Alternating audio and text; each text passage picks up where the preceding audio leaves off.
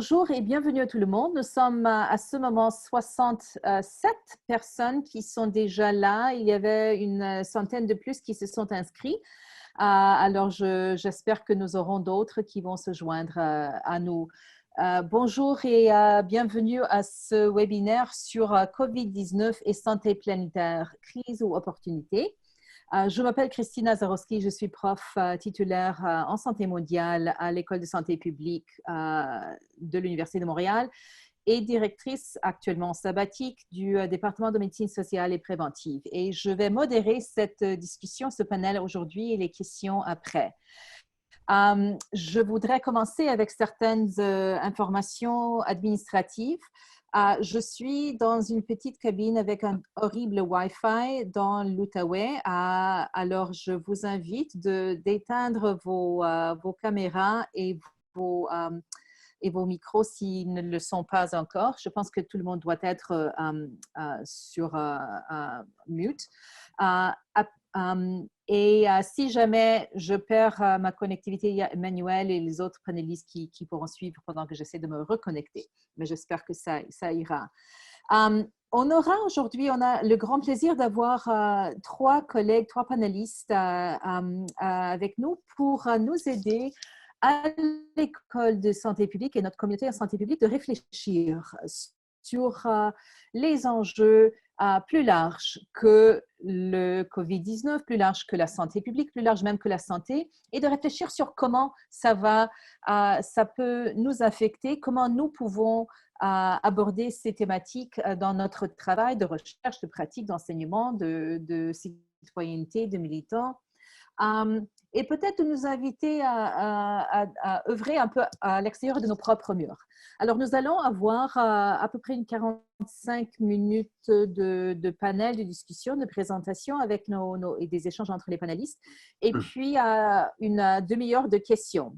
Comme vous n'avez pas accès au contrôle de vos micros, quand on arrive aux périodes de questions, il faut poser des questions par clavardage dans le chat. Si vous regardez en bas de votre écran, il y a le petit nuage chat et c'est là où on peut poser des questions ou ajouter des commentaires.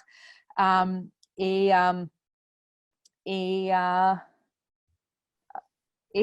voilà.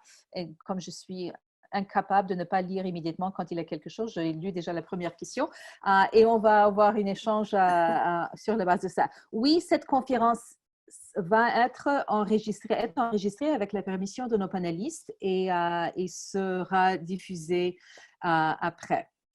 Alors, si vous vous êtes inscrit, c'est parce que vous avez vu que nous avons monté cette semaine sur le site web de l'École de santé publique une page web sur COVID-19 et santé planétaire pour nous inviter de réfléchir pendant la semaine après le jour de la Terre sur les questions plus larges de changement climatique, des crises environnementales, mais aussi des défis, des structures et des crises sociales et politiques, économiques sous-jacentes qui nous touchent à la fois dans la santé publique et dans les autres domaines. Et c'est sur ce sujet que nous avons invité deux équipes ou trois personnes d'échanger avec nous aujourd'hui. Je voudrais présenter un peu sur les panélistes et puis on lance déjà tout de suite dans la discussion. Alors, nos panélistes aujourd'hui, nous avons avec nous le grand plaisir d'avoir Éric Pinault, qui est professeur au département de sociologie et à l'Institut des sciences de l'environnement, où il enseigne la sociologie et l'économie écologique. Il est membre de la chaire de recherche UQAM sur la transition écologique. Et ses recherches portent l'économie écologique et politique du capitalisme avancé, dont la question de la croissance, le développement du capitalisme fossile et du secteur des hydrocarbures, ainsi que la transition écologique dans une perspective de décroissance. Il collabore avec plusieurs groupes environnementaux, dont le Front commun pour la transition énergétique. Et il était le premier auteur du texte après la pandémie, qui est aussi affiché sur notre site web, qui a suscité l'idée de ce panel. Avec lui, nous aurons Mélanie Busby, qui est actuellement chargée de projet pour le projet Québec Zen Zéro Émission Net du Front commun pour la transition énergétique. Elle détient un doctorat en biologie. Elle s'implique au sein du groupe citoyen Mobilisation Environnement à UNICEF-Quartier-Ville, préoccupée par l'environnement et plus particulièrement par la transition énergétique. Mélanie s'implique activement au sein de la coalition Sortons de la caisse du carbone qui demande le désinvestissement des énergies fossiles de la caisse de dépôt au placement et placement du Québec. Et du côté de la santé publique propre et de l'école de santé publique, j'ai le grand plaisir d'accueillir aussi Patrick Clouse, qui est professeur à l'école de travail social, mais aussi un professeur en affiliation secondaire au département de santé, de médecine sociale et préventive à l'ESPUM. Patrick a un parcours transdisciplinaire en médecine, santé publique et sciences sociales et mène actuellement ses recherches dans le domaine de la santé mondiale, des migrations et du changement climatique. Il participe également à un projet de recherche sur la réponse sanitaire à la pandémie COVID-19 et il nous apporte les perspectives à la fois d'un médecin qui a travaillé pendant des années avec Médecins sans frontières et aussi d'un militant formé dans les sciences sociales. Alors, bienvenue à Eric, Patrick et Mélanie et merci beaucoup d'être avec nous aujourd'hui. J'invite Patrick de présenter la réflexion qu'il a mise sur le site et comment il est arrivé pour nous positionner dans la santé publique, mais la santé publique pensée large. Patrick, à vous la parole. Merci Christina et bonjour aux collègues, merci pour l'invitation. Merci d'avoir mis en place ce panel relativement, très rapidement. Et bonjour à tout le monde.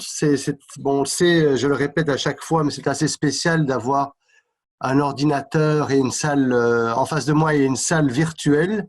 Je ne vous vois pas, mais on va quand même essayer d'arriver à partager, d'essayer d'humaniser l'exercice et en partageant des idées. Alors, comment j'y suis arrivé, Christina?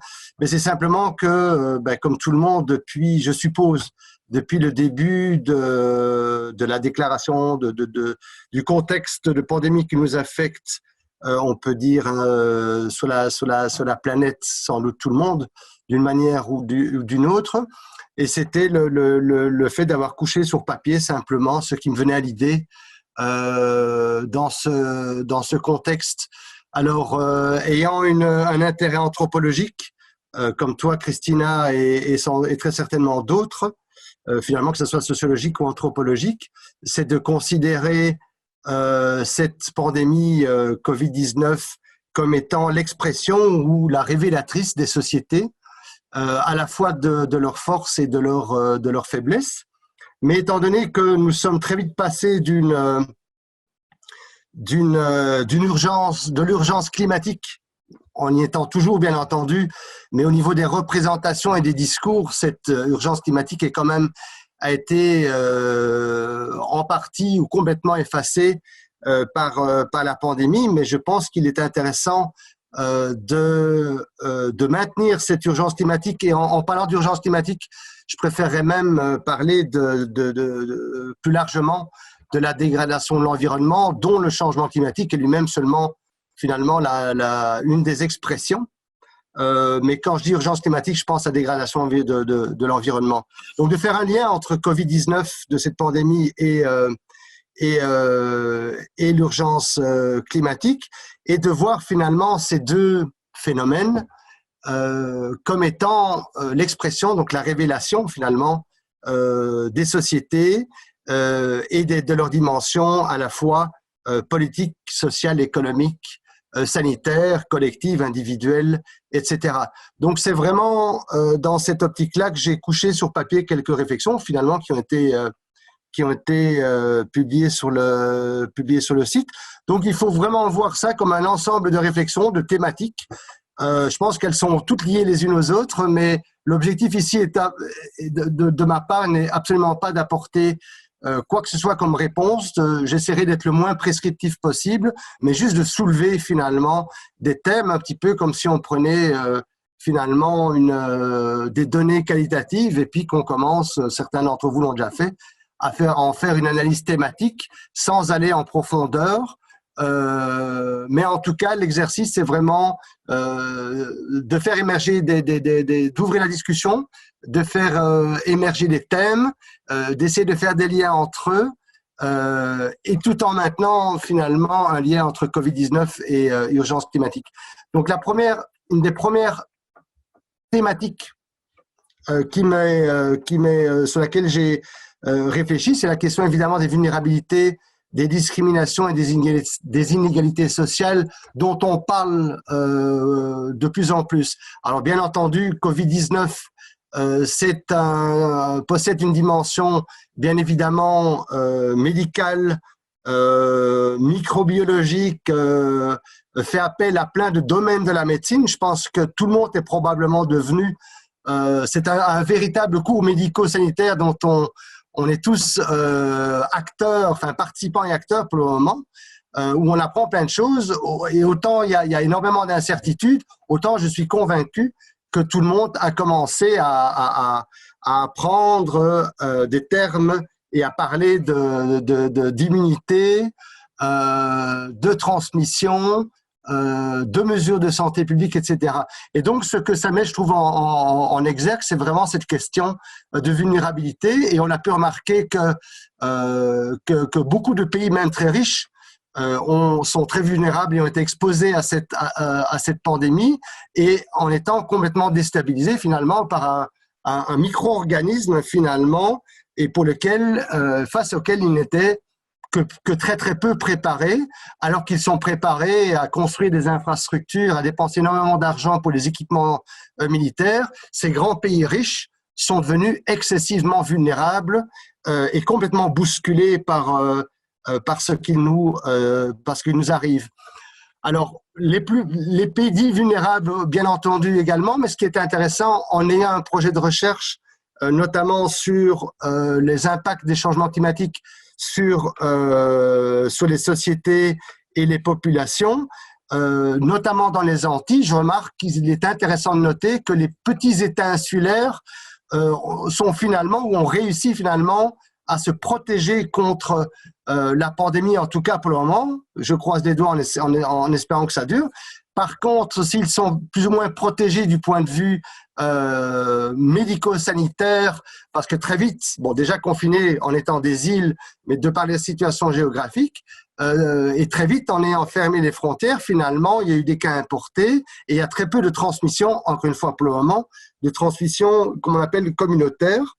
Par contre, ce sont des petits pays qui souffrent déjà et qui vont beaucoup souffrir de la fermeture des frontières, étant donné que ce sont des petites sociétés qui vivent principalement du tourisme, et tourisme évidemment, comme vous le savez, qui est quasiment réduit à néant pour le moment, et donc ça a des impacts énormes sur ces sociétés.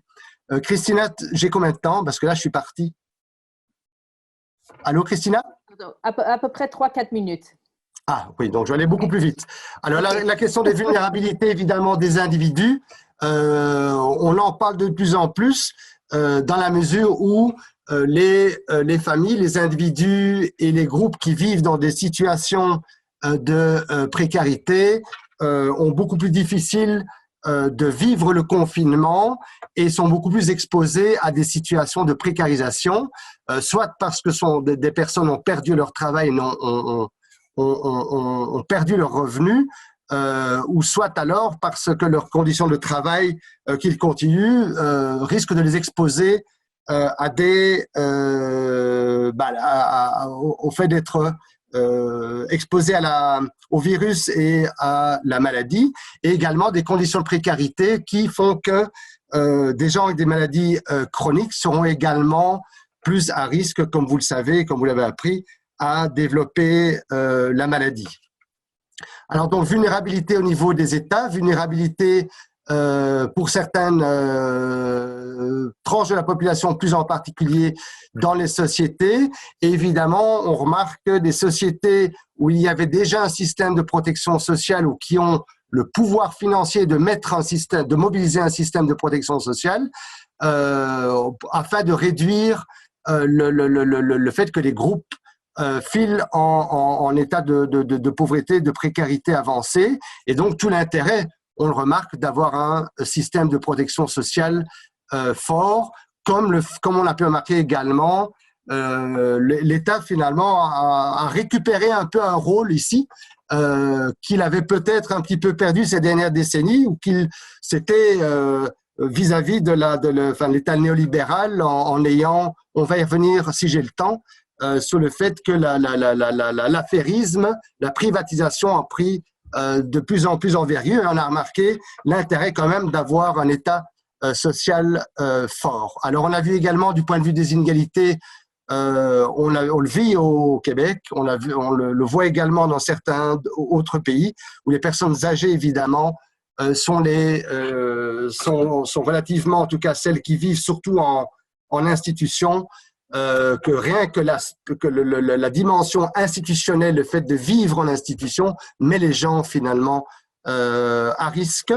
On a également pu lire le fait que certains groupes comme les migrants sans assurance médicale étaient également encore plus exposés que d'habitude à la précarité. Et même s'il y a une directive au Québec du gouvernement pour offrir le dépistage et les soins liés à la maladie, à la COVID, mais il s'avère que sur le terrain, ça ne se passe pas aussi facilement. Alors la santé publique, on l'a vu, c'est assez intéressant que la santé publique et les médecins finalement sont un peu devenus pendant quelques semaines les nouvelles autorités de pas mal de sociétés. Maintenant, on a l'impression que le politique, dans une logique de déconfinement, reprend le dessus, et que les médecins et la santé publique essaient de dire aux politiciens dans pas mal de sociétés, alors oui, l'économie, c'est peut-être bien, mais il va falloir être très prudent dans le déconfinement. Alors, pour faire un lien, je n'ai pas encore beaucoup parlé du changement climatique, il est évidemment important également, et la santé publique est un domaine qui s'est pas mal investi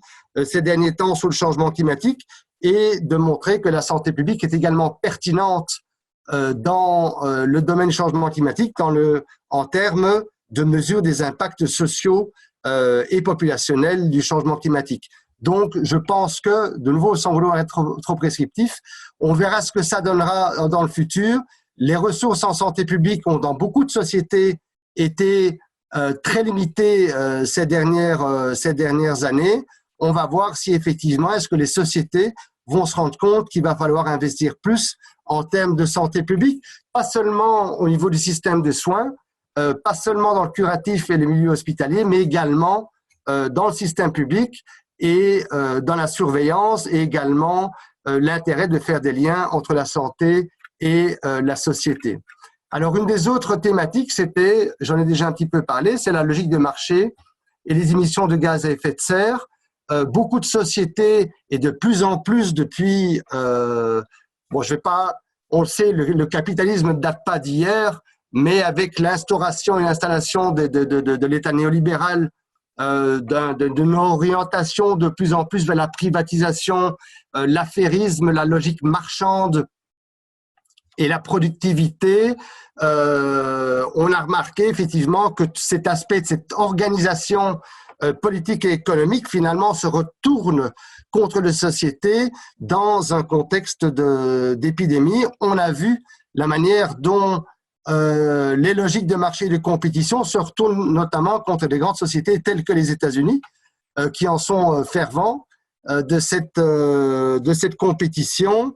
On a pu lire, entendre que beaucoup de pays avaient du mal finalement à avoir des masques, à avoir des respirateurs, et cela met également en évidence de l'interdépendance des sociétés, et que ironiquement, finalement, il a fallu, le virus est arrivé de Chine sans faire un virus chinois, mais il est quand même arrivé de Chine, et que beaucoup de sociétés doivent faire venir acheter des équipements, notamment des masques et des respirateurs de la Chine également. Donc, cette interdépendance entre les différentes sociétés d'un point de vue économique, alors, fait un lien avec le changement climatique, c'est à se demander comment on va s'organiser à la relance économique.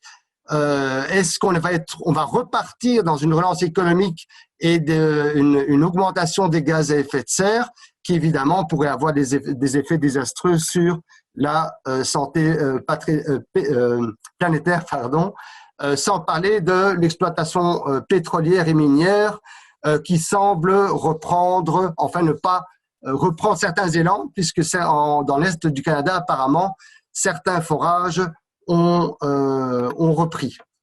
Alors, bien entendu, les liens avec l'environnement et la nature, il y a eu pas mal d'articles ces derniers temps sur le fait que Covid, comme d'autres épidémies, serait finalement le reflet de la dégradation de l'environnement et de l'exploitation de la nature et du rapprochement finalement des liens entre les sociétés humaines et la vie sauvage en passant par les animaux domestiques. Donc, c'est tous ces liens qu'il faudrait repenser ou que l'on va devoir repenser pour le futur et si l'on veut avoir non seulement un meilleur contrôle sur notamment les épidémies, mais également repenser donc ce lien avec la nature et l'exploitation des ressources naturelles. Alors, même s'il n'est pas évident la manière dont le changement climatique modifie les épidémies, il est certain que ce changement climatique et la dégradation de l'environnement ne fait finalement qu'accentuer les épidémies. Alors, ce qui est intéressant également, c'est le fait que l'on voit, en repensant à l'interdépendance des sociétés, c'est la nécessité probablement de penser à l'autonomie en termes alimentaires. On voit qu'il y a beaucoup de sociétés sont très fragiles et très vulnérables en ces temps de fermeture des frontières. Et donc, aussi bien en termes d'épidémie, mais également d'exploitation de la nature et de changement climatique, il serait nécessaire de penser à plus d'autonomie alimentaire et à une agriculture de proximité. Alors, j'ai encore quelques thématiques. Je vais passer à celle-ci. Oui. En termes de mon... Oui, quelques minutes, Christina? 0. OK, bon, j'arrête là. OK, on va reprendre parce que je pense que ça déjà a proposé, nous a offert un beau champ d'échange. Alors, Okay. Voilà les réflexions d'un médecin et sociologue, anthropologue qui s'approche à la question de la santé de point de vue de déterminants de la santé, socio-environnementale, etc., et d'une perspective assez large de la santé. Alors, je passe maintenant la parole à Eric et Mélanie pour nous parler un peu et présenter le parcours et le contenu de ce plaidoyer qu'ils ont publié avec une soixantaine d'autres co-auteurs qui parlent de la relance économique, mais quelle relance et je pense qu'ils s'approchent de ces enjeux de différentes perspectives. Alors, à vous la parole. Je pense que c'est Eric qui va commencer, ensuite à Mélanie, et on passe ensuite au débat, aux discussions.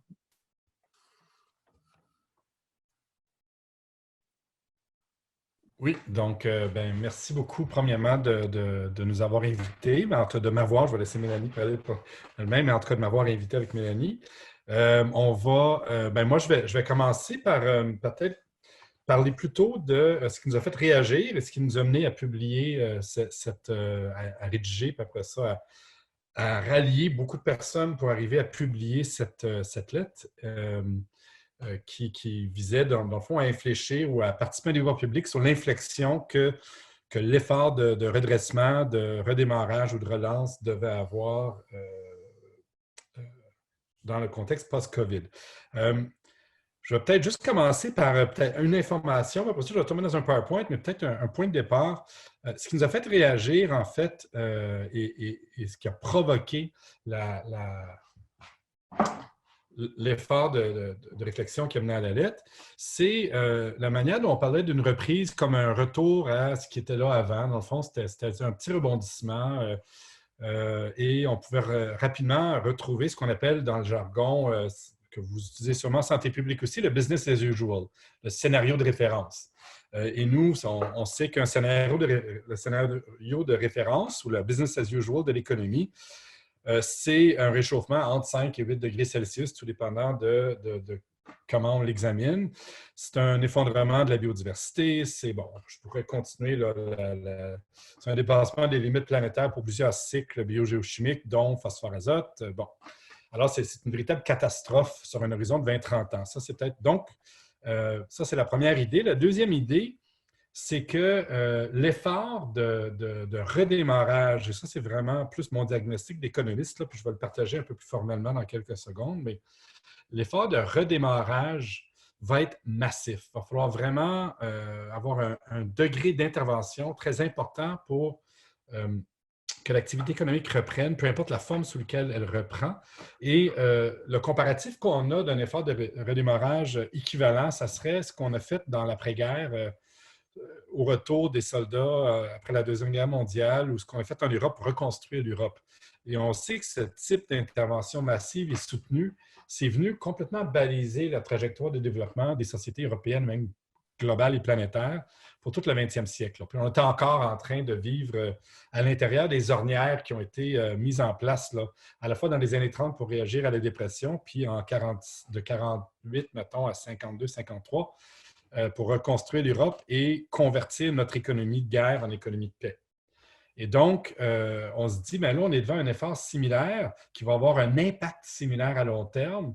Si on ajoute 20 à 30 ans, on est rendu en 2050, c'est à peu près là où tous les cibles nous disent que si on n'a pas fait de quoi, on va commencer vraiment à ressentir les effets de l'effondrement écologique. Et donc, c'est dans cet esprit-là qu'on a senti l'obligation d'intervenir et de rallier le plus de groupes possible autour d'une intervention forte. Ça, c'est comme une première idée. Là, je vais tomber dans un PowerPoint, je vais partager mon écran, juste pour vous parler un peu du diagnostic économique qui est en amont, finalement, de la lettre. Je ne veux pas trop m'attarder, là. Je vais essayer de m'en tenir à peut-être 5 minutes maximum. Donc, bon, ça, c'est la table des matières, on peut tout de suite aller. Donc, premièrement, ben là, c'est mon côté geek d'économiste, là, mais nous, quand on regarde une crise, on a des typologies. Comme vous, les médecins, vous avez les gens en santé publique ou les biologistes comme Mélanie, vous avez des modèles. Eh bien, nous, on a des modèles. Et cette crise-là, premièrement, elle a une forme très particulière. La première chose, c'est que c'est une crise qui avance à reculons. C'est-à-dire qu'habituellement, les crises démarrent dans le cœur financier ou au niveau de l'investissement, puis se répandent après ça jusqu'aux marges de l'économie, au niveau de la demande, puis au niveau du secteur des biens de consommation. Et là, c'est le contraire. Et donc, c'est difficile la seule chose que je veux dire, c'est que c'est très difficile de modéliser ce type de crise. C'est très compliqué de savoir ce qui va arriver parce que le choc d'investissement et le choc sur les finances publiques, on ne le voit pas encore. On va le voir à l'été ou à l'automne. Donc, cette crise-là est radicalement différente. Il y a beaucoup d'incertitudes. Et donc, faites pas confiance aux économistes qui vous arrivent avec une lecture très, très claire et très limpide et très simple de la crise. Il y a vraiment beaucoup d'incertitudes. Ça, c'est peut-être ma première idée. Deuxième idée, c'est qu'on n'est même pas certain de l'ampleur du choc. Mais on sait qu'en termes de chômage, d'effondrement du PIB puis d'effondrement du commerce mondial, on est dans une zone qui ressemble à la Grande Dépression des années 30. À ceci près, en termes de différence, qu'on a encore des lambeaux d'État social, mais quand même. Deuxième idée importante, c'est qu'à moyen terme, on pourrait avoir, puis ça c'est plus vous qui pouvez nous le dire que nous, mais on peut avoir des deuxième, troisième moments de confinement ou de ralentissement de l'activité économique dû à des phases de la pandémie. Et donc, on est peut-être dans quelque chose qui est plus un horizon plus long que juste un coup de marteau une fois. Là. Et ça crée d'autant plus d'incertitudes. Alors, les outils qu'on a sont assez primitifs, mais un outil très intuitif, c'est qu'on essaie de trouver une forme à la crise et la forme renvoie à la courbe de croissance ou à la courbe de l'emploi ou vous prenez une variable macroéconomique importante, là, commerce international. Moi, d'habitude, on se réfère au PIB, produit intérieur brut. Alors, quand on parle de relance, on redémarre l'économie. Quand M. Legault lui dit, bien là, ça va revenir, il est dans une perspective de V, c'est-à-dire qu'on va rebondir, il n'y a pas de dommage structurel à l'économie, puis on n'a qu'à maintenir des dépenses publiques contre-cycliques pour que tout revienne comme avant. Et ça voudrait dire donc que le mois de juin, l'activité au mois de juin pourrait ressembler à l'activité au mois de juin de 2019, ce qui est peu probable. Je pense qu'on est plutôt dans un scénario en U, c'est-à-dire où le plancher est prolongé. Ayant un plancher prolongé, ça veut dire qu'on a des dommages structurels dans notre économie. Ça veut dire qu'on a besoin d'une reprise assistée, ce qui implique un effort d'investissement public soutenu à moyen et à long terme. Ça, c'est pour ça, en fait, qu'il faut absolument ouvrir au débat public ce qu'implique cet investissement public massif et soutenu. Puis, juste rapidement, quelques secteurs plus affectés les uns que les autres. Bon, on le sait, le commerce de détail, on le voit. Tout ce qui est centre d'achat old school, hein, qui n'est pas power center, donc tout ce qui est grand commerce qui ne dépend pas de l'automobile risque de disparaître.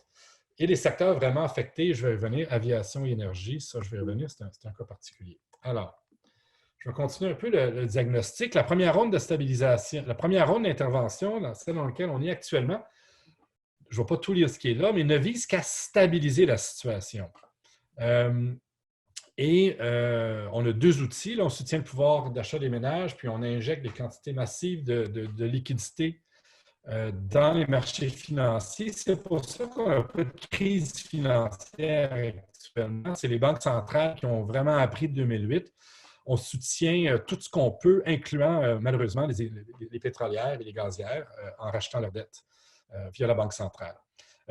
Et là, peut-être tout de suite vous alerter à quelque chose qu'on commence à voir depuis une semaine ou deux, c'est la possibilité qu'on ait un deuxième choc après le premier, après le choc du confinement, qui soit un choc d'austérité, mais même pas voulu. Un choc tout simplement qui relève de la manière dont nos finances publiques fonctionnent, surtout par rapport aux municipalités.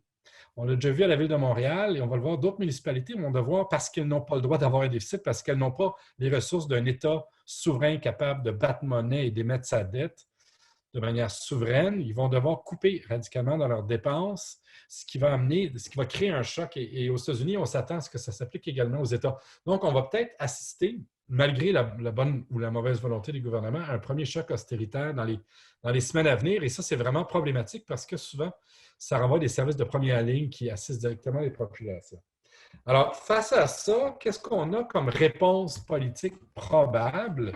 Donc, la relance dont on nous parle tout le temps.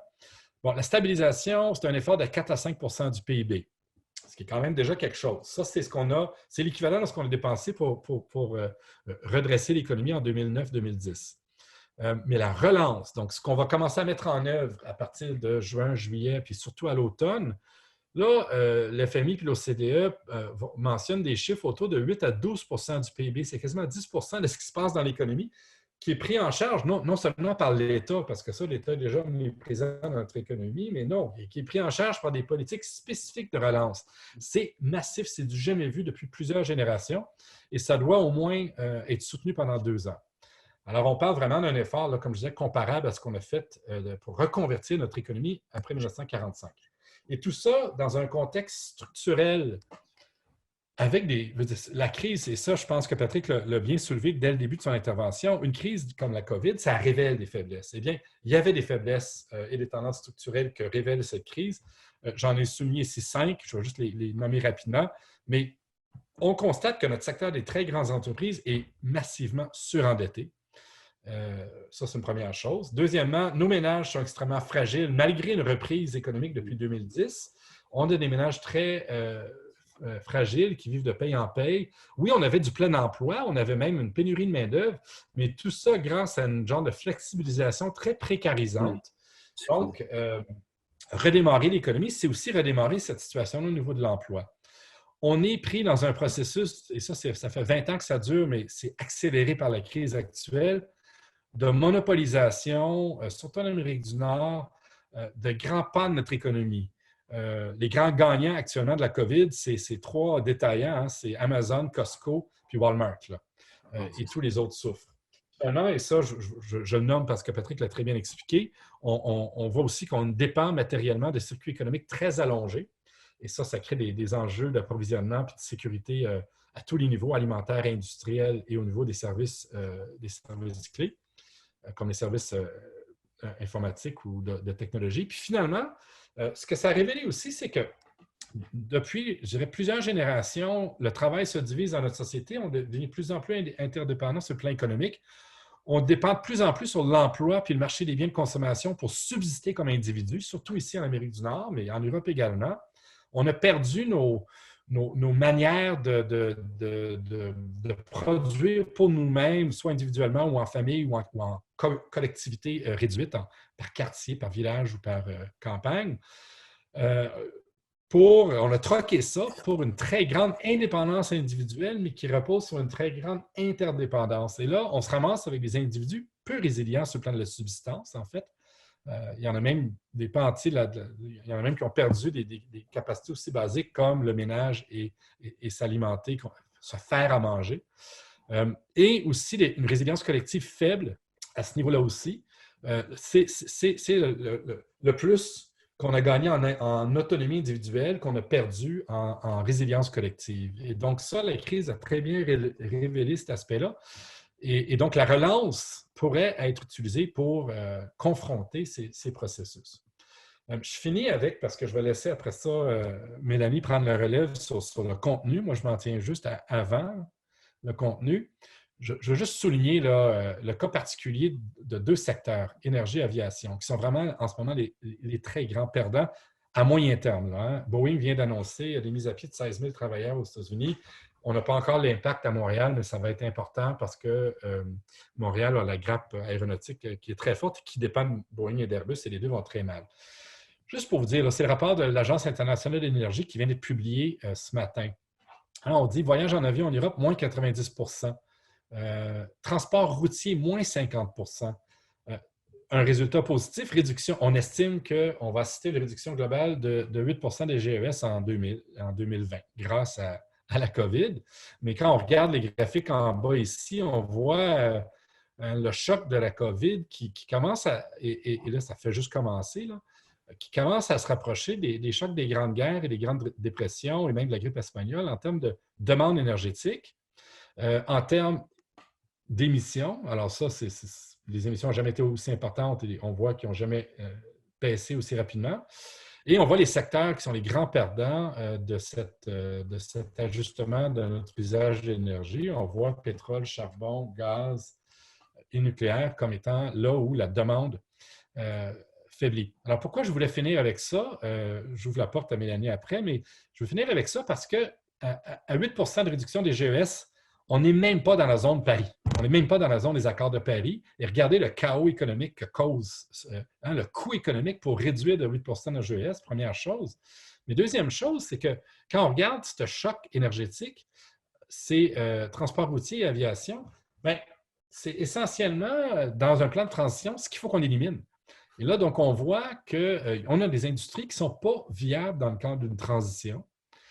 Le choc de demande temporaire qu'ils vivent avec la COVID, c'est le choc de demande à moyen et long terme qu'ils vivraient si on s'engagerait dans une transition écologique.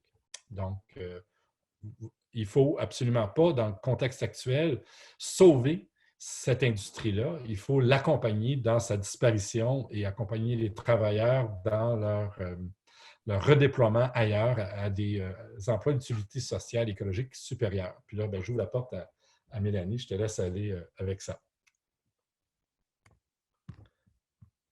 J'arrête le partage. Oups. Oui, voilà. Est-ce que vous m'entendez bien? Oui, vous m'entendez, oui? OK, parfait. Donc, je vais démarrer la présentation. Je ne me présenterai pas. Ça a déjà été fait. Bon, je suis désolée, il y a un petit problème de...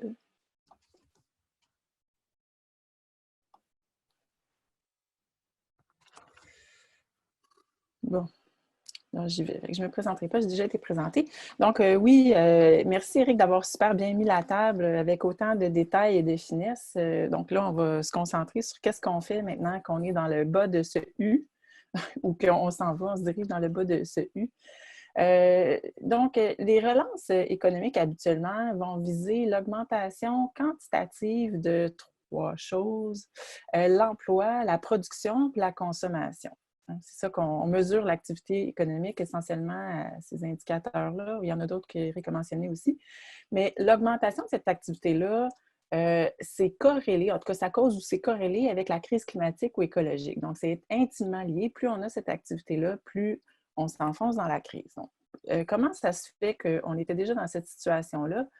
Je dirais que peut-être qu'on a une représentation un petit peu fautive ou en tout cas tronquée de l'économie. On la représente souvent là, dans les écoles d'économie comme un échange de biens et d'argent entre les entreprises et les ménages.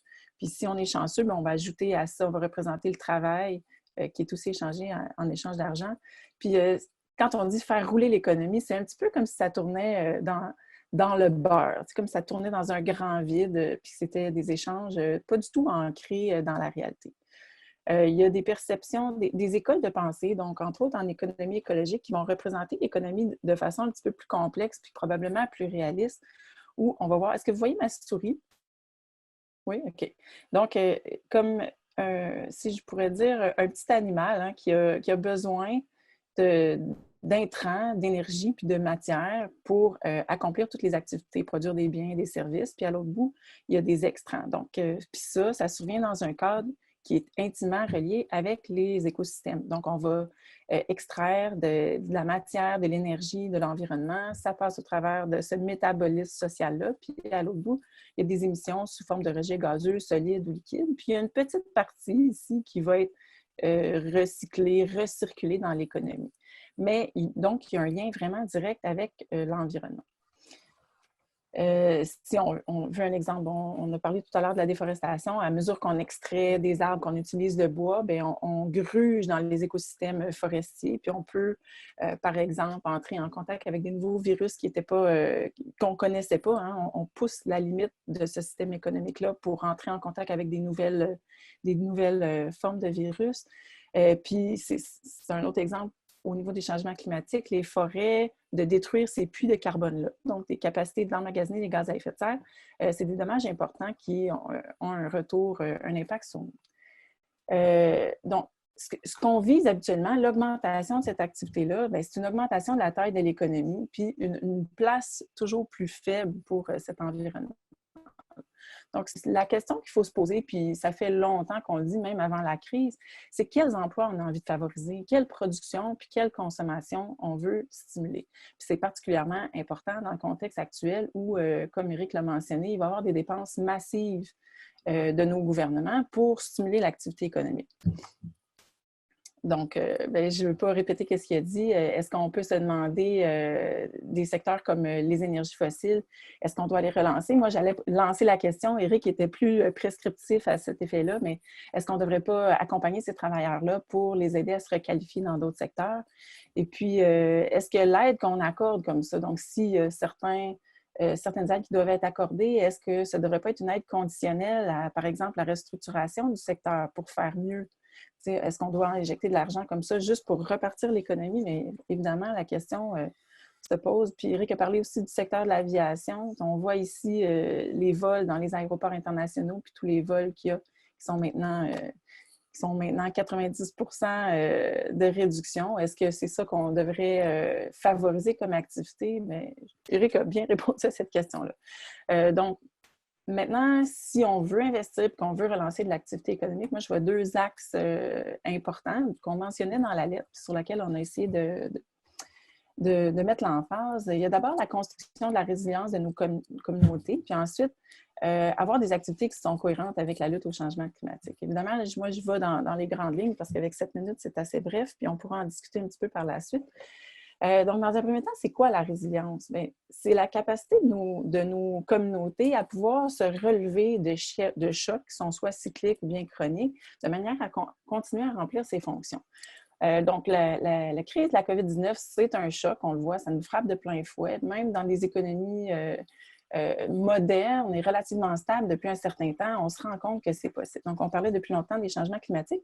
J'ai l'impression que c'est un petit peu surréel parce que depuis notre naissance, on en a vécu peu des chocs de cette ampleur-là. Mais on nous promet encore et encore des chocs. Donc, Cette réflexion-là sur la résilience, elle nous a amené, dans le cas de la COVID-19, à réfléchir à ce qui était vraiment essentiel. Donc, on a dû fermer des larges pans de l'économie, mais évidemment, on ne pouvait pas tout fermer. Puis ça a mené le gouvernement du Québec à identifier certains secteurs qui étaient essentiels. Donc, on pense évidemment au secteur de la santé, puisque c'est un problème de santé dans ce cas-ci. Les services sanitaires, la sécurité publique, les services gouvernementaux, les infrastructures stratégiques. Hein, on a toujours besoin d'eau, d'énergie, puis d'infrastructures de communication, transport. Puis services aux aînés, évidemment, c'était particulièrement criant dans ce cas-ci. Puis je dirais peut-être en tout premier lieu, la chaîne d'approvisionnement alimentaire. Donc, ça mène tout ça à des prises de conscience sur ce qui est vraiment essentiel. Puis même au niveau du gouvernement du Québec, moi, ça me fait bien rire cette déclaration-là de François Legault qui a dit, parce qu'on le voit là, on n'aurait peut-être pas pensé ça il y a un mois ou deux, mais un des services essentiels, c'est de nourrir la population. Donc, c'est des prises de conscience assez de base, mais on a besoin de faire peut-être ce cheminement-là pour se rendre compte de ce qu'on doit conserver dans notre économie. Patrick a mentionné aussi la crise des masques, donc des masques qui venaient de la Chine, qui viennent de l'autre bout de la Terre, qui arrivent sur les tarmacs à Saint-Hubert, qui sont détournés aux États-Unis. Donc, l'autre prise de conscience qu'on a aussi, c'est que pour assurer ces besoins-là de base, on est vraiment dans une économie intégrée, dans des marchés mondiaux, puis qu'on a très peu de pouvoir face à ces longues chaînes d'approvisionnement-là. Puis si on revient au secteur de l'alimentation, on voit que plus de la moitié de notre assiette vient de l'extérieur du Québec. Donc, on peut se poser la question, est-ce qu'on est en mesure d'assurer ces besoins-là qui sont si essentiels dans le contexte économique actuel? Donc, est-ce qu'on ne devrait pas travailler un petit peu à ça? Donc, comment on peut favoriser la résilience? Ça, évidemment, c'est vraiment juste une amorce de réflexion parce que c'est une question complexe, mais un peu suite à ce que j'ai dit, mais il faut identifier ce qui est essentiel puis miser là-dessus, donc investir dans ce qui est essentiel pour le solidifier. Le gouvernement a parlé avec raison de peut-être démondialiser les chaînes d'approvisionnement, donc dans des secteurs essentiels comme la santé puis l'alimentation. Donc, tout ça, évidemment, c'est bon pour la résilience des communautés, c'est bon pour l'économie locale, puis c'est une façon de réduire le transport, la consommation d'énergie, puis c'est bénéfique pour le climat. Donc, c'est ce genre de réflexion-là qu'on peut espérer dans une réflexion sur l'après-crise. C'est comment on peut travailler à résoudre ces deux crises-là en synergie. Puis évidemment, dans tous ces processus-là économiques, est-ce qu'on peut se redonner un petit peu des leviers de décision démocratiques pour regagner un peu de contrôle, ou on a envie de laisser ça dans les mains de grandes corporations qui sont peut-être pas toujours en phase avec des besoins collectifs.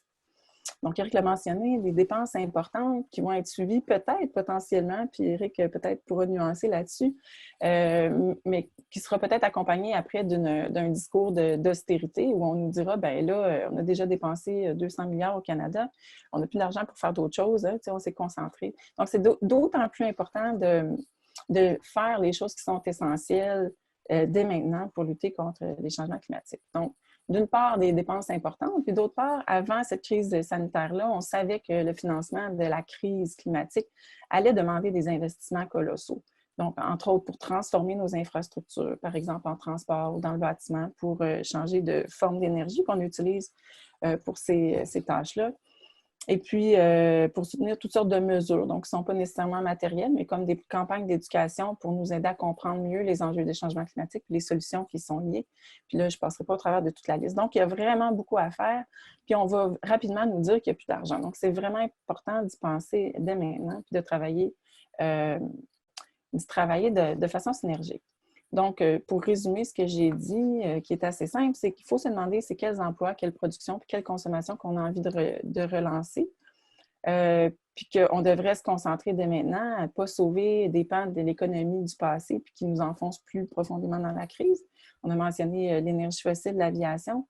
Et puis, plutôt favoriser l'économie liée à la réduction de notre empreinte carbone ou de notre empreinte sur les écosystèmes. Là, j'en ai seulement quelques exemples.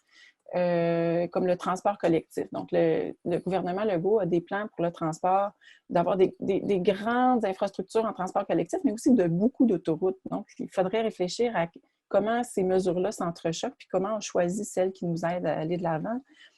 comment on peut mieux isoler nos bâtiments. C'est des chantiers de construction, c'est efficace pour relancer beaucoup d'activités.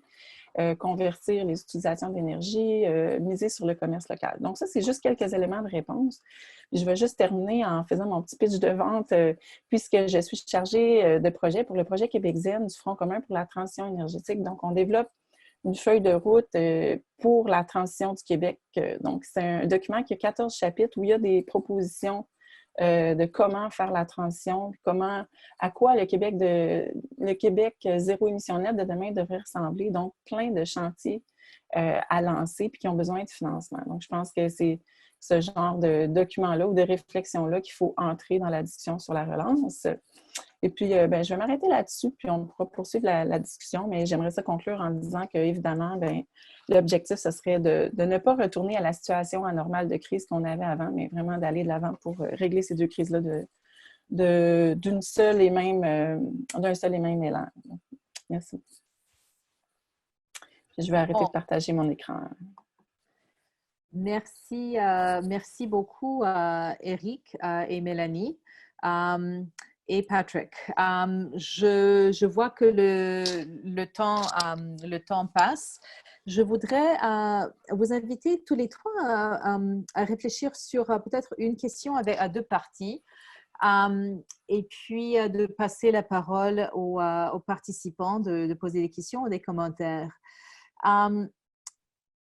C'était des présentations très intéressantes, très effrayantes, mais aussi avec des points d'encouragement, de possibilités. Nous avons lu pas mal ou vu pas mal dans les médias que oui, effectivement, les émissions des gaz à effet de serre ont beaucoup diminué. Les cieux sont clairs pour la première fois souvent. Mais comme Eric nous a dit, ça nous amène même pas dans la direction de Paris. Et Paris, c'est déjà insuffisant.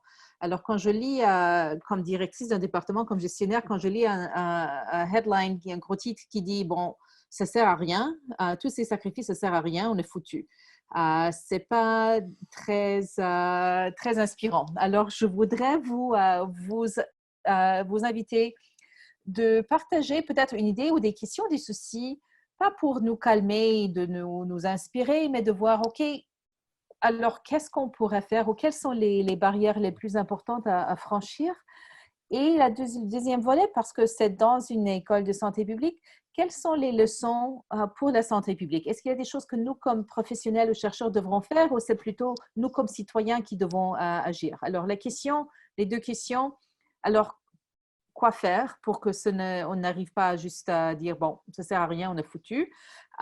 Et quel rôle, quelle place pour la santé publique ou les professionnels et les chercheurs et les enseignants en santé publique? Patrick, on commence avec toi. Merci Christina, merci à Mélanie, merci Eric, super intéressant tout cela. Voilà, ce que ça me donne à penser, c'est que je crois que c'est vraiment un bon titre, le panel aujourd'hui, entre crise et opportunité ou crise et opportunité. Je pense qu'à mon avis, c'est les deux. C'est qu'on est dans une crise pour le moment, mais en même temps, je pense que Mélanie et Eric ont bien montré que c'est à la fois une opportunité. Alors, moi, ce que je me demandais, Mélanie, c'est si finalement, pour revenir à ce concept de résilience que l'on utilise beaucoup pour l'instant, et qui est polysémique, je pense, qui possède pas mal de significations. Je pense que ce qu'il serait intéressant, je pense, c'est de donner à la résilience une dimension transformatrice. Donc, c'est pas seulement une adaptation pour retrouver un certain équilibre, puisque on est d'accord, mais évidemment, on parle un peu entre nous. C'est toujours ça le problème de panel. On n'a pas encore entendu ni lu les participants. Là, je vais vraiment pas parler trop longtemps pour vous laisser l'occasion de parler. Mais je pense que si l'on veut une transition énergétique et une relance économique dans ce sens-là, il faut absolument que les choses changent et que donc cette résilience soit avant toute chose transformatrice et non pas nous ressasser les mêmes choses. Alors, ne pas ressasser les mêmes choses, ça veut dire que moi j'ai l'impression que je lis pas mal des choses et quand je vous entends, mais en lisant la presse, les médias, plusieurs journaux, évidemment, c'est toujours la question de savoir qui écrit dans les journaux, mais j'ai l'impression que il y a une certaine partie de l'audience, de la population, qui est prête à ce changement, j'ai l'impression.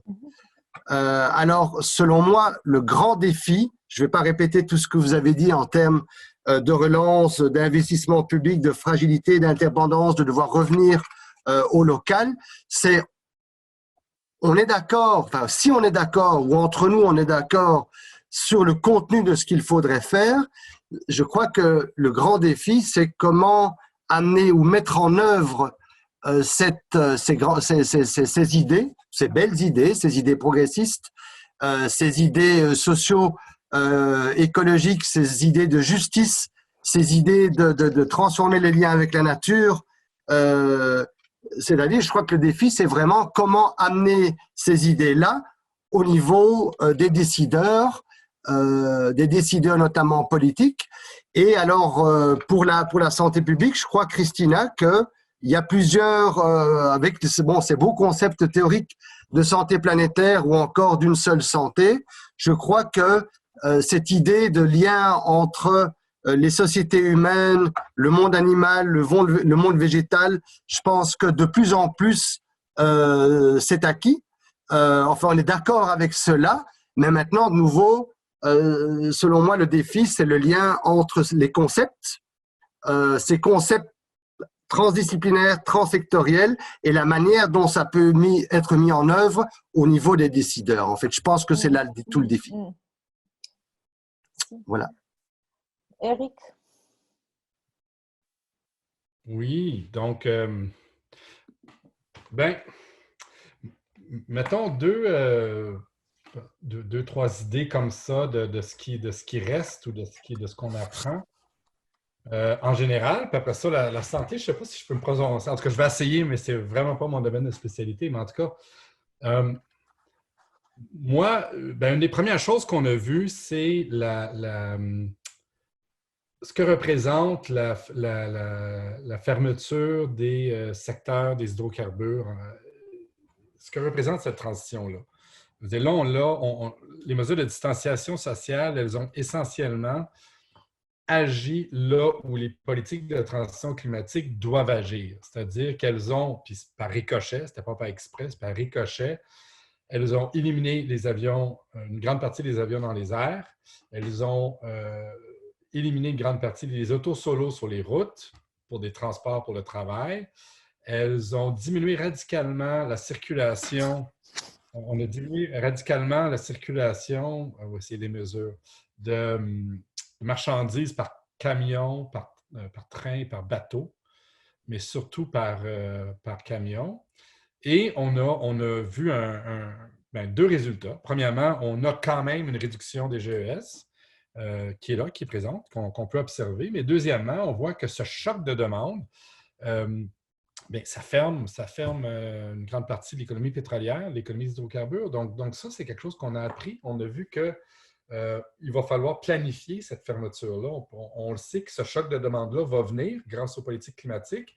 Et donc, on ne peut pas juste laisser ce secteur-là continuer à se redévelopper ou à prendre de l'expansion comme il le prend actuellement. Non, il faut tout de suite le prendre en main puis planifier son démantèlement puis la reconversion de la force de travail. Ça, pour moi, c'est une des grandes leçons. Puis cette leçon-là, c'est une expérience naturelle, en guillemets, de type économique qu'on vient de vivre. Ça, c'est peut-être la première chose que la deuxième idée, ça recoupe beaucoup avec ce que Mélanie a dit, mais c'est cette volonté de vouloir sortir ou diminuer ou sortir d'une dépendance trop importante sur les circuits économiques longs, puis une revalorisation des circuits courts, mais aussi je le vois à travers à travers la pénurie des graines de jardin, à travers si vous êtes en campagne, nous, on vit la crise des pénuries de poules. Moi, j'achète toujours mes ponds. Je renouvelle mon stock de pondeuses tous les printemps. J'en ai toujours une ou deux qui arrêtent de pondre, donc on rachète des nouvelles pondeuses pour renouveler. Les autres, ils sont à la retraite, ils restent là puis ils vivent leur vie de poule qui ne pondent plus. Bref, on a une pénurie de poules pondeuses, on a une pénurie de plein de... pénurie de farine en ville. Donc, on voit que spontanément, il y a des pratiques de production, d'autoproduction, un intérêt nouveau pour peut-être diminuer notre dépendance sur le marché et augmenter notre capacité collective, individuelle ou familiale à produire un peu plus ce qu'on a besoin pour exister, à produire de l'essentiel, à peut-être... et ça, cette prise de conscience-là, puis le plaisir peut-être qu'on y retrouve, je ne sais pas, peut-être que aussi ça va reprendre, puis tout le monde va laisser les poules se faire manger par les coyotes urbains, puis les jardins mangés par les écureuils, puis on va tout délaisser ces pratiques-là, mais peut-être que non, il y a peut-être quelque chose qui va rester. En termes de transformation culturelle, puis ça, c'est peut-être la deuxième grande idée que moi je retiens. On le sait dans le domaine de l'analyse de la transition, des gens comme moi puis Mélanie, on est très conscients que ce qu'on porte comme projet est une révolution culturelle profonde qui va déranger beaucoup. Et la chose qu'on ne sait pas, c'est jusqu'à quel point qu'une population est prête à accepter ce type de transformation culturelle, jusqu'à quel point qu'elle peut y adhérer, jusqu'à quel point qu'il va avoir un backlash. Et là, très rapidement, on a vécu une transformation culturelle, pas d'aussi grande ampleur, puis évidemment très temporaire. Les gens se disent, oui, c'est en attendant. Mais quand même, on voit qu'il y a peut-être un leg dans cette transformation-là, un regain d'intérêt pour des aspects de la vie qui avaient été marginalisés par les 30-40 dernières années de développement économique. Donc, moi, c'est les deux grandes... excusez-moi, deux grandes idées. Puis je terminerai avec l'incidence sur la santé publique. Bien, je ne sais pas, moi, quand je lis sur la santé publique, un des aspects que je lis dans la santé publique, c'est que justement, l'augmentation de l'activité autonome, la réduction de la journée de travail, la réduction de la semaine de travail, la capacité de développer dans le secteur informel des activités de care, ce sont des vecteurs de santé. Mais moi, je lis ça un peu naïvement, comme vous pourriez lire naïvement un article de macroéconomie financière, je dirais. Alors, peut-être que... Alors, est-ce que c'est vrai ou pas? Est-ce que un mode de vie transformé avec plus d'autoproduction, plus de temps libre productif, ça donne une population plus en santé? Est-ce que de bâtir des ressources de care dans l'informel, qui accompagnent les ressources de care dans le formel, c'est quelque chose qui est bon pour la santé d'une population? Et quelles sont les infrastructures sociales nécessaires pour créer, pour soutenir le care informel, et pour pas que le care informel remplace le care formel, mais qu'il y ait une synergie entre les deux? Mélanie, tes réflexions. Merci, Eric. Donc, merci. Il y a tellement de choses à dire. On pourrait en parler pendant des heures, mais il y a quelques éléments sur lesquels j'aimerais rebondir. Donc, on parle ici à des gens qui s'intéressent à la santé publique. On sait que les changements climatiques, dans un premier temps, ont un impact très, très important. Donc, ils sont considérés comme la plus grande menace à la santé publique pour le 21e siècle. On en a parlé un petit peu, mais on sait qu'avec toutes les catastrophes qui nous sont promises, tout ça, ça a des impacts sur les finances personnelles, les finances publiques, sur notre capacité à être assuré. Donc, ça nous appauvrit collectivement. Ces catastrophes-là, la montée des mers, ça va déplacer des populations. Ça a un impact sur le rendement agricole, ça augmente le prix des aliments. Donc, tout ça mis ensemble avec les canicules, puis le fait qu'on continue de la combustion des énergies fossiles, ça a tout ça un impact super important sur la santé. Donc, je pense que ça, vous seriez... vous êtes interpellé directement par la façon dont ça touche la santé. La deuxième chose, c'est qu'inversement, la lutte au changement climatique, ça impacte vraiment aussi directement la santé. Donc, Eric en a parlé un petit peu, il a parlé un peu de care. Quand on parle de transport collectif, bien, on sait que ça a un impact immense sur l'obésité, sur toutes sortes de paramètres de la santé, c'est important. Quand on parle de réduire la combustion des énergies fossiles, ça a un impact important aussi sur la santé. Puis sur la santé mentale aussi, hein. Donc, la lutte au changement climatique, on ne l'a pas vraiment détaillé, mais on parle de réduire notre consommation. ça, c'est vraiment au centre d'un projet réaliste de transition, je pense. On parle souvent de convertir à des technologies plus propres, mais ça va nous faciliter beaucoup le travail. Puis je pense que c'est même peut-être irréaliste de penser qu'on peut juste substituer des technologies. Je pense que la composante de diminution de la consommation est vraiment importante. Donc, tout ce que ça implique, c'est de, comme Éric l'a dit, de travailler moins, de changer nos habitudes de vie, d'avoir peut-être du temps à consacrer à d'autres activités. Puis ça, en général, bien, ça peut être consacrer des activités favorables à la santé, mais favorables à la santé mentale aussi, donc pas seulement physique. D'avoir du temps pour voir nos proches, d'avoir du temps pour faire des activités satisfaisantes, faire des loisirs, aller dans la nature, c'est bénéfique aussi pour la santé mentale. Et pour la santé physique aussi. Fait que ça, je pense que vous êtes directement interpellés par ces enjeux-là. Puis moi, je vous inviterai en tant que professionnel, avec toutes les belles compétences que vous avez, à contribuer au débat puis à mettre en lumière ces aspects-là de la lutte au changement climatique.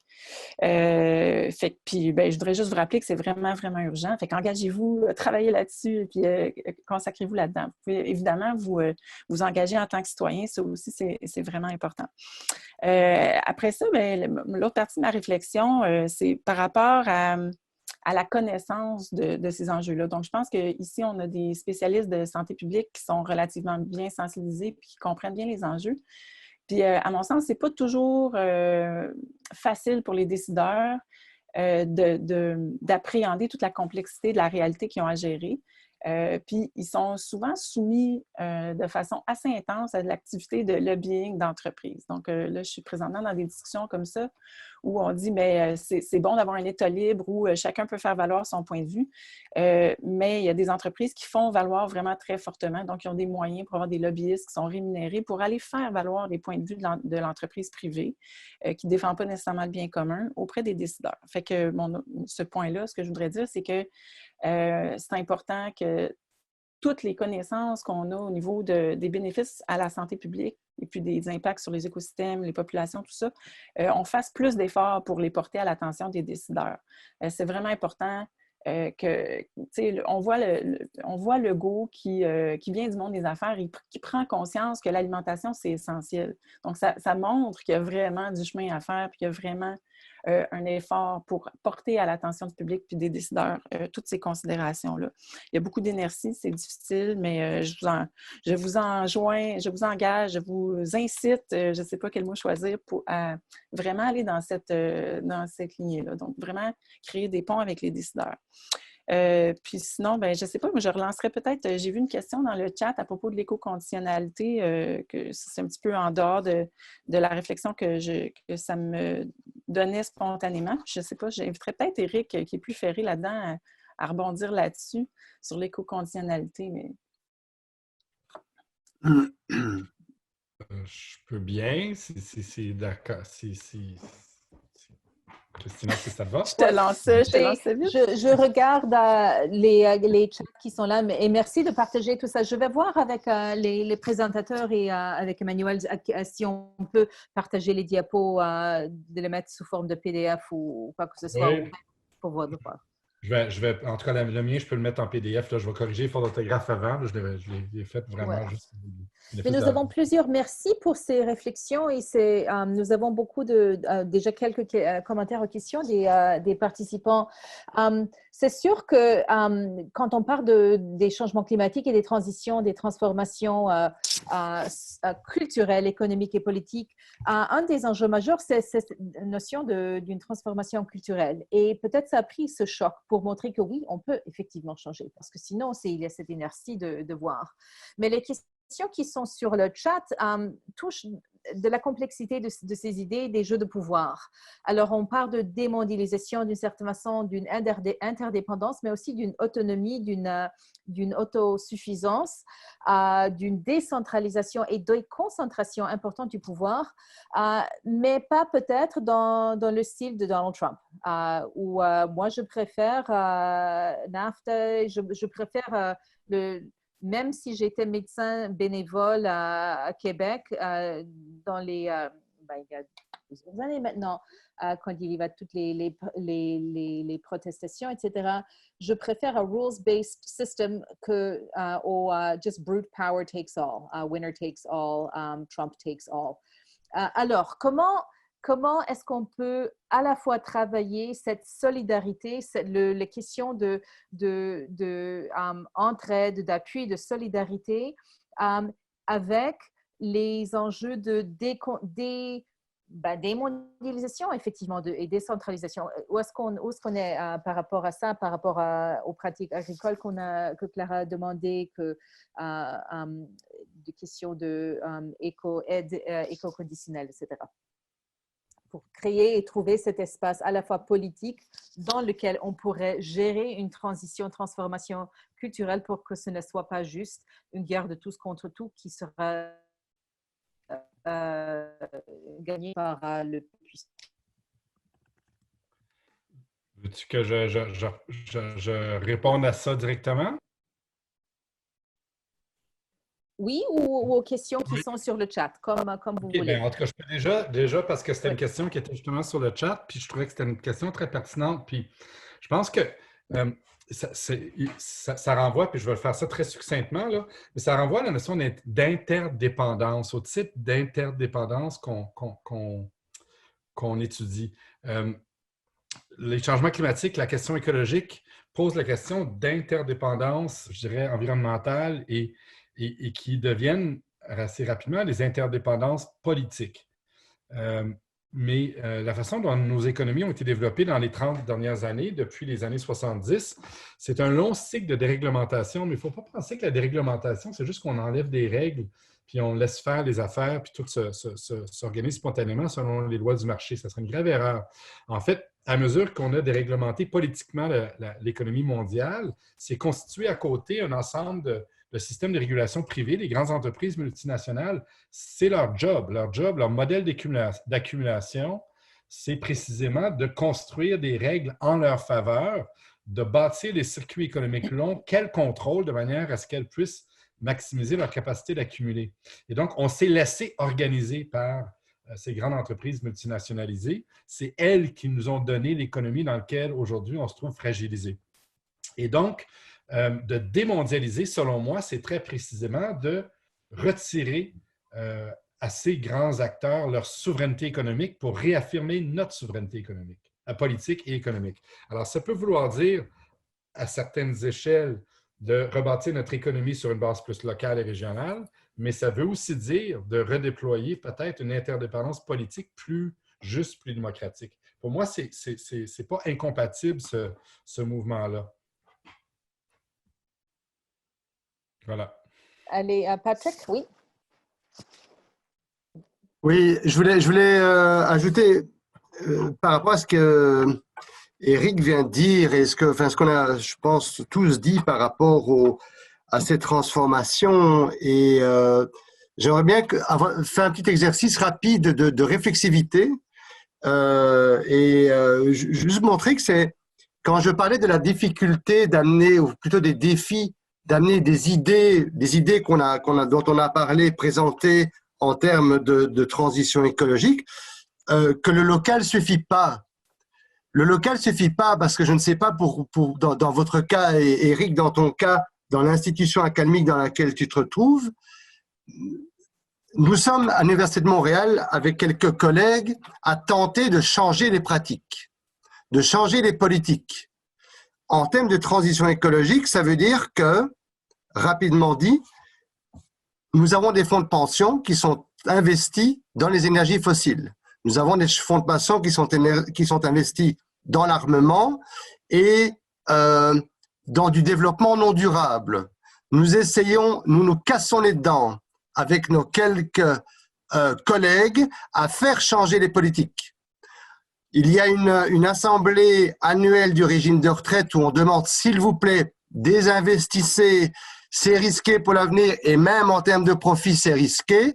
Personnellement, je me suis fait huer par des collègues à l'Université de Montréal.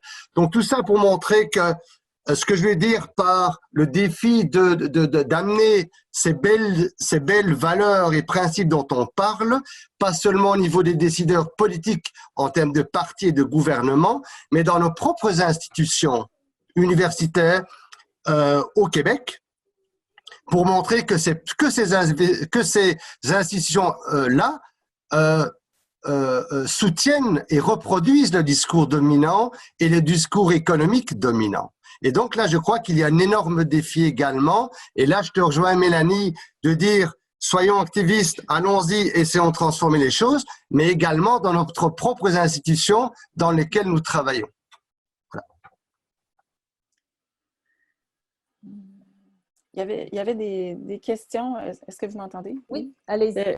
Il y avait des questions dans le chat à propos de la réduction du temps de travail. Puis il y a quelqu'un qui soulignait que quand on est précaire, la réduction du temps de travail, c'est pas toujours synonyme d'une meilleure santé mentale. C'est ça. Oui, c'est ça. Ben, je veux juste le préciser qu'effectivement, on parle ici de réduction du temps de travail de façon généralisée, puis que ça implique aussi un questionnement sur la redistribution du temps de travail.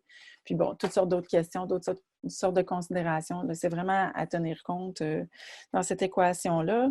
Il y avait la question sur l'éco-conditionnalité. J'ai assisté à une présentation récemment d'un institut aux États-Unis qui parlait de la crise de 2008-2009 puis des mesures d'éco-conditionnalité qui avaient été appliquées dans différents pays. Puis il parlait de la Corée du Sud, entre autres, qui avait dans 85% des aides accordées suite à la crise, il y avait de l'éco-conditionnalité. Donc, je lançais un petit peu la balle à Éric parce qu'en termes de mise en œuvre, je suis certaine qu'il est plus ferré que moi là-dessus.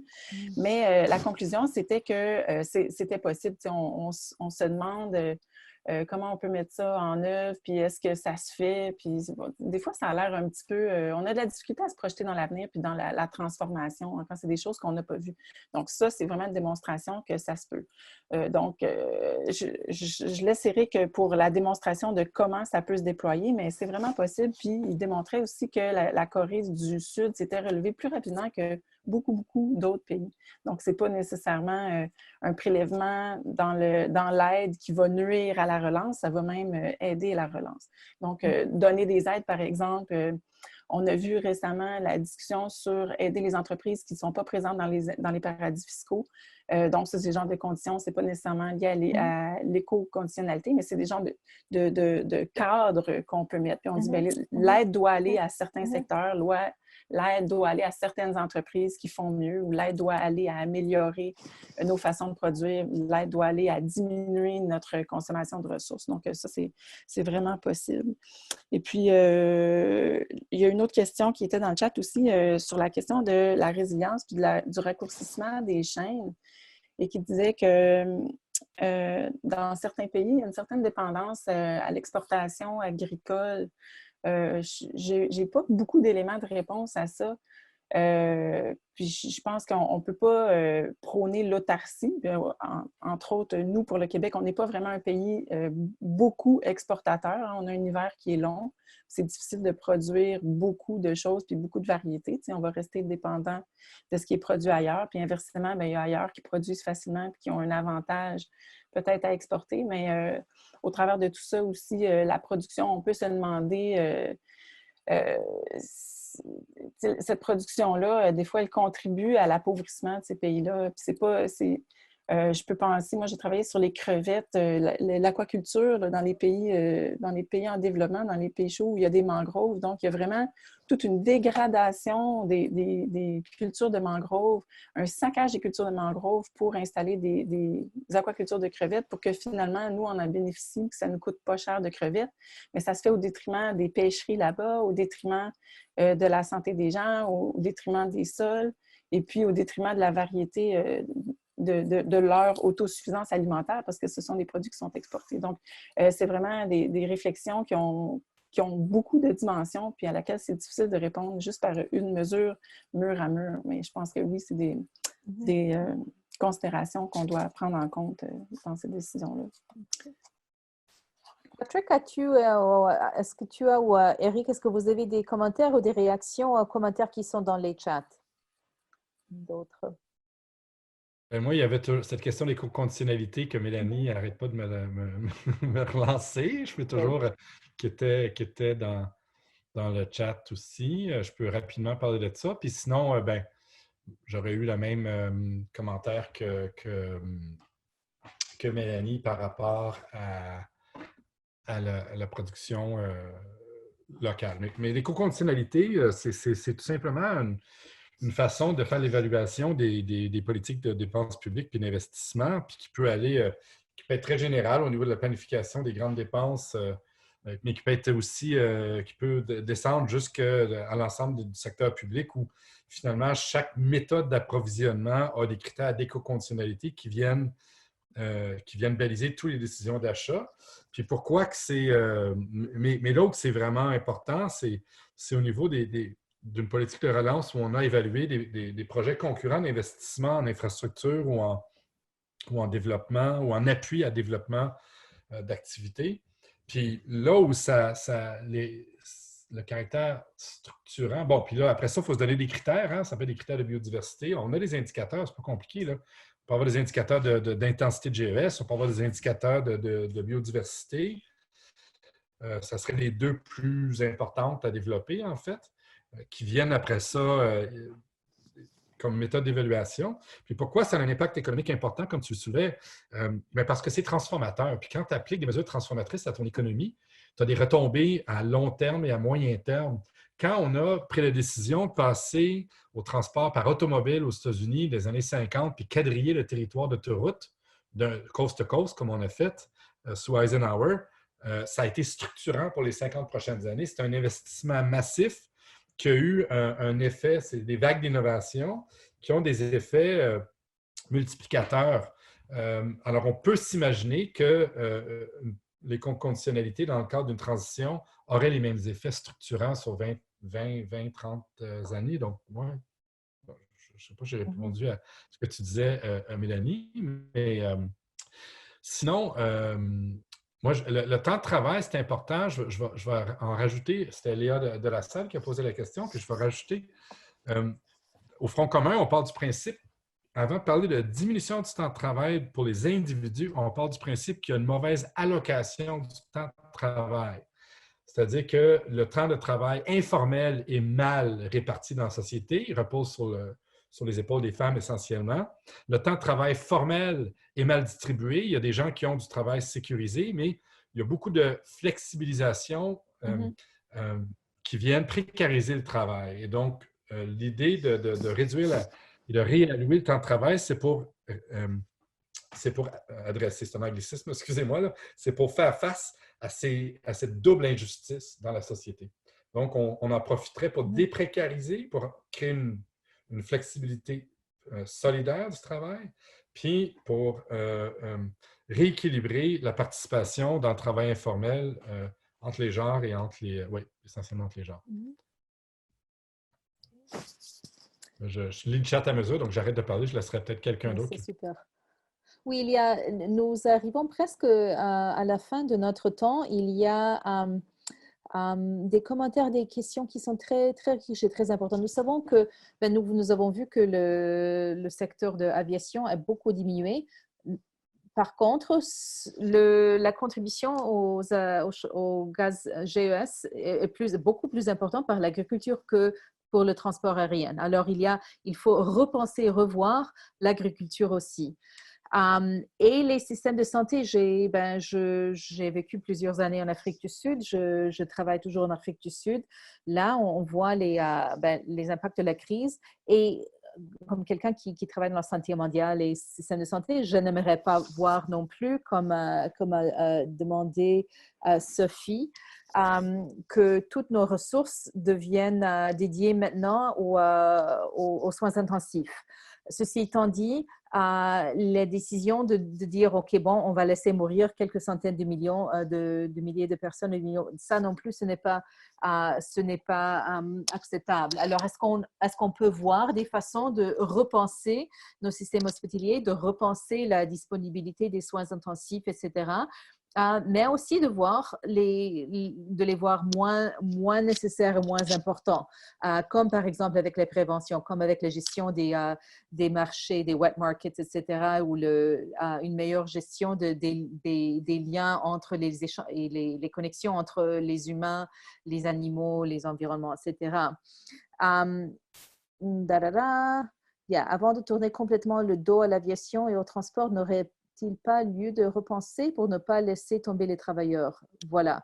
Et je pense que il y a un message très important qu'on voit dans les chats qui est là aussi dans le plan, dans le plaidoyer que vous avez publié et dont Patrick a parlé, et dans le LEAP Manifesto. Et je me souviens d'un commentaire de Elizabeth May il y a quelques années que manifesto, si on n'a pas utilisé le mot manifesto, il n'y a rien du tout qui est plus radical que la partie nouveau démocratique là-dedans.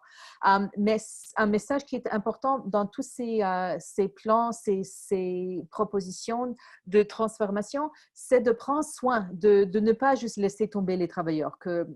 Et là, peut-être des choses qu'on peut voir dans cette crise, comme on l'a vu dans la Deuxième Guerre, ou même pendant et après la dépression, la Grande Dépression, c'est qu'on peut imaginer maintenant basic guaranteed basic income, dont on parle de plus en plus. On reconnaît l'importance de ces travailleurs qui travaillent dans les métros, dans les CHSLD, qui sont terriblement payés, qui sont précarisés, etc. Alors peut-être il y a des changements qui sont déjà en cours, des reconnaissances que nous devons ne pas laisser tomber pour permettre cette transformation et cette transition dont on parle depuis, certains de nous, depuis des années. Je voudrais inviter maintenant, il y a vraiment les dernières minutes, j'invite tous les trois présentateurs de faire des commentaires et je vais faire à l'ordre inverse. Alors, je commence avec Mélanie, ensuite Eric et Patrick pour les mots de clôture et de vous remercier d'avoir commencé cet échange si riche et si apprécié. Mélanie. Wow, je suis un petit peu prise au dépourvu. C'est dit tellement de choses, c'est difficile de conclure. J'ai envie de réagir, de continuer de réagir au chat, mais je vais me retenir. Là. Je veux juste vous remercier. C'était vraiment fort intéressant de vous entendre, tout le monde. Puis, je réitérerai mon plaidoyer à vous engager dans la lutte au changement climatique à la mesure de vos compétences, puis du temps que vous avez, de vos connaissances, de vous familiariser avec les enjeux avec lesquels vous n'êtes pas familier, puis de vous lancer. Puis vraiment, vous avez un rôle super important à jouer. Merci de nous avoir reçus aujourd'hui. Eric. Oui, ben moi aussi, excusez-moi, je vais être assez bref, mais je vais peut-être continuer ce que Mélanie dit, mais d'une autre manière. On parle beaucoup de crise comme des moments de transformation sociale. On vient de parler là, de revenu minimum comme quelque chose qui pourrait sortir de la crise actuelle, mais une crise est transformatrice dans la mesure où il y a des conflits qui sont menés par des mouvements sociaux. C'est les mouvements sociaux qui font des crises des moments de transformation importants. Malheureusement, la crise de 2008-2009 a été saisie par un mouvement social qui est notre élite d'affaires. Et c'est elle qui a transformé la société. Et je pense qu'on ressent actuellement cet impact-là. La Grande Dépression, elle était transformatrice, mais elle était transformatrice parce qu'il y a un mouvement ouvrier extrêmement puissant, puis un mouvement féministe extrêmement puissant aussi qui ressortait des suffragettes. Il y a 3 grandes vagues de grèves qui ont marqué cette période-là, 1934, 1942 puis 1948. Puis ces grèves-là, c'est elles qui ont débouché sur les acquis qu'on reconnaît aujourd'hui comme étant ce qui est ressorti de la crise. Donc, il faut se demander quels sont les mouvements sociaux capables de porter une transformation dans le cadre de la crise actuelle, puis il faut les rejoindre, puis il faut travailler avec eux. Merci. Patrick. Merci. Bon, ben c'est vrai que il y a beaucoup de choses, mais je vais continuer dans la même veine que ce qui vient d'être dit. Et d'ailleurs, c'est en relation avec Emmanuel Gilbert là qui nous parle de l'engagement citoyen. Hein, et je vais revenir avec mon université. Là, je pense que notre défi, c'est et ce que je trouverais intéressant, je vais rester au Québec et même à Montréal, c'est de voir des universités plus citoyennes dans le sens d'un engagement plus fort et d'un positionnement par rapport aux priorités qui nous intéressent, qui nous concernent, c'est-à-dire notamment par rapport au changement climatique et à la dégradation de l'environnement. Je pense que c'est de poser des questions sur les choix politiques que l'on fait et donc si on est quelques chercheurs, certains chercheurs à en parler, à discuter, à y travailler. Je pense qu'il est important que l'on continue. Et là, je vais rejoindre également Mélanie de par l'activisme et s'engager. Je pense qu'à un niveau institutionnel aussi, qu'il y a des questions à se poser sur nos propres pratiques, sur nos propres politiques institutionnelles, dans le sens de plus d'action par rapport aux inégalités sociales et par rapport à la dégradation de l'environnement. Voilà. Et merci beaucoup à tout le monde. Okay. Voilà, quelle belle invitation et défi pour nous qui sommes à l'Université de Montréal, à l'École de santé publique, de Patrick et de tous nos panélistes. Un super gros merci à vous trois. Un super gros merci aussi à Emmanuelle Dufault, sans laquelle on n'aurait pas eu ni le site web, ni le Zoominar, ni ces échanges.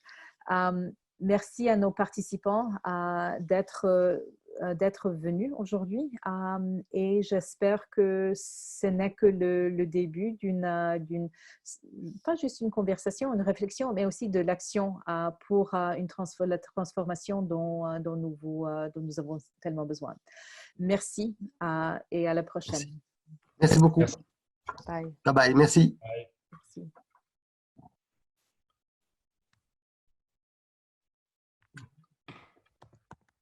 Merci Christina.